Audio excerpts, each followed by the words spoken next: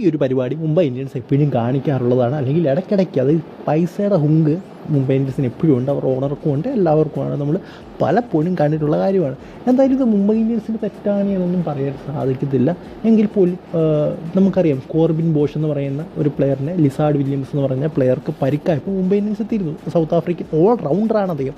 So എന്തായാലും അദ്ദേഹം വരുന്നത് എവിടെ നിന്നാണെന്നറിയോ? PSLൽ നിന്ന്. PSLൽ അദ്ദേഹം ഒരു ടീമിന് വേണ്ടി കളിച്ചുകൊണ്ട് അവിടുത്തെ ഒരു ക്ലബിന് വേണ്ടി കളിച്ചുകൊണ്ടിരിക്കുന്ന സമയത്താണ് അദ്ദേഹം ഇവിടേക്ക് വരുന്നത്. PSL മെയ് 18 വരെ അല്ലെങ്കിൽ മെയ് വരെ ഉള്ള ടൂർണമെൻറ്റാണ്. ആ ഒരു ടൈം വരെ സൈൻ ചെയ്തൊരു പ്ലെയർ ആയിരുന്നു കോർബിൻ ബോഷ്. സോ അവിടെ നിന്നാണ് അദ്ദേഹത്തെ പൊക്കിയെടുത്തുകൊണ്ട് എന്താ പറയുക മുംബൈ ഇന്ത്യൻസ് ഇവിടേക്ക് വരുന്നത്. സോ അതുമായിട്ട് ബന്ധപ്പെട്ട് ഇപ്പോൾ ലീഗലി മൂവ് ചെയ്യുമെന്നാണ് പാകിസ്ഥാൻ PCB അറിയിച്ചിരിക്കുന്നത്. അതായത് അവിടെ കോൺട്രാക്റ്റുള്ള പ്ലെയർ അത് ലംഘിച്ച് ടൂർണമെൻറ്റിൻ്റെ ഇടയ്ക്ക് മറ്റൊരു ടൂർണമെൻറ്റിലേക്ക് കളിക്കാൻ പോകുന്നത് ശരിയായിട്ടുള്ള കാര്യമല്ലെന്നാണ് അദ്ദേഹം പറയുന്നത്. എന്തായാലും ഭാവിയിൽ ബാനുകളൊക്കെ വരാനുള്ള സാധ്യതകളൊക്കെ ഉണ്ടെന്നാണ് എനിക്ക് തോന്നുന്നത്.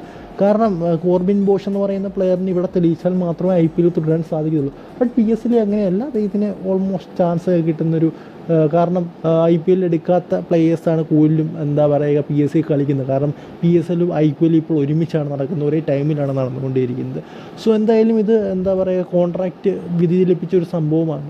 സോ എന്തായാലും ഇതിൽ ഉത്തരവാദി മുംബൈ ഇന്ത്യൻസുമാണ്, അതുപോലെ തന്നെ കോർബിൻ ബോഷും ഉണ്ട്. ഇതിലെടുത്ത് പറയേണ്ട കാര്യം എന്ന് പറയുന്നത് മുംബൈ ഇന്ത്യൻസ് ഈ പരിപാടി നേരത്തെ കാണിച്ചിട്ടുണ്ട്. അതായത് ഹാർദിക് പാണ്ഡ്യയെ എന്താ പറയുക ഗുജറാത്ത് ടൈറ്റൻസിൽ പോയി പൊക്കിയെടുത്തുകൊണ്ട് വന്നത് 18 കോടി എന്നൊക്കെയാണ് പറയുന്നത്. ബട്ട് അത് കൂടുതലൊക്കെ കൊടുത്തിട്ടായിരിക്കും ഹാർദിക് പാണ്ഡ്യ മുംബൈ ഇന്ത്യൻസിലേക്ക് കൊണ്ടുവന്നത്.